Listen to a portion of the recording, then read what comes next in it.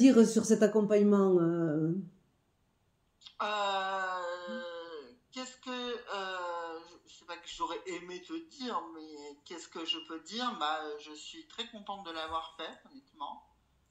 J'en parle même comme ça quand au téléphone avec des amis, etc. Je trouve que tout le monde devrait en faire un des bilans de compétences, que ça soit pour une reconversion ou pas, ou même quand on est. J'aurais dû, tu vois, je regrette une chose, c'est pas de l'avoir fait. Enfin, c'est de.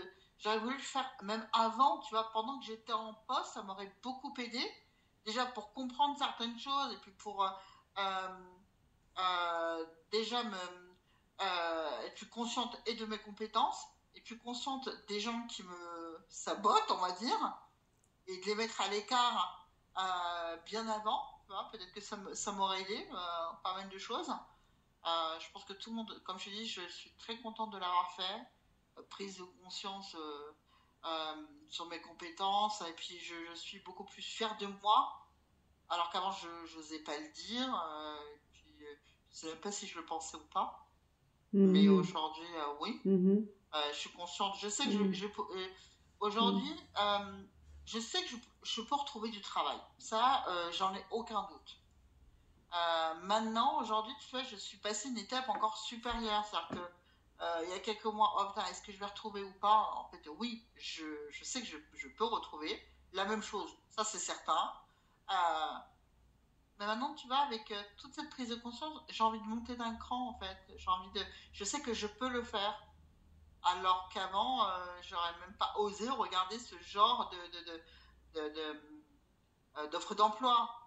Pas regarder, vas-y, non, ça c'est c'est pas pour moi. Donc Alors que tu là, te sens, aujourd'hui, oui, donc tu te plus légitime. Légitime pour cranter, pour évoluer professionnellement.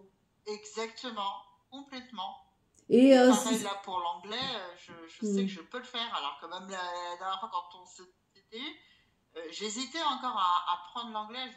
Mais tu m'as dit, mais quand je veux faire une formation, par exemple sur du truc Excel ou des choses comme ça, j'ai pas peur de ça parce que je sais que je vais y arriver. Mais pourquoi l'anglais non? Et puis du coup, tu m'as fait réfléchir sur certaines choses que tu m'as dites, etc. Puis je me suis dit, bah, quand je regarde, il y a des gens qui parlaient pas français et qui sont allés à l'école, ils parlent français. Et qui ont même plus que 40 ans. Donc pourquoi moi je pourrais pas l'anglais alors que le français de base c'est quand même une langue qui est super dure. Et donc si tu disais avant après, ça fait. Avant-après, aujourd'hui, c'est une Anita beaucoup plus confiante. Déjà. Je C'est. pense beaucoup plus confiante en elle. C'est très important. Hein. Et je pense même que ce soit demain, même dans la vie en général, hein, que ce soit dans la vie en général ou demain lors d'un entretien d'embauche ou même au travail, il faut être confiant. Parce que quelqu'un qui est trop en retrait, qui n'a pas confiance, etc. Voilà, pour moi, c'est super important. Là, je m'en rends compte. Là, je serais capable, enfin, pas tout de suite, mais je serais capable de faire un entretien.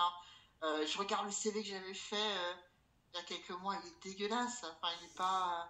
Je sais que j'ai fait rapidement, mais bon, c'est fou, mais c'est pas moi. Ok. C'est moi qui l'ai fait.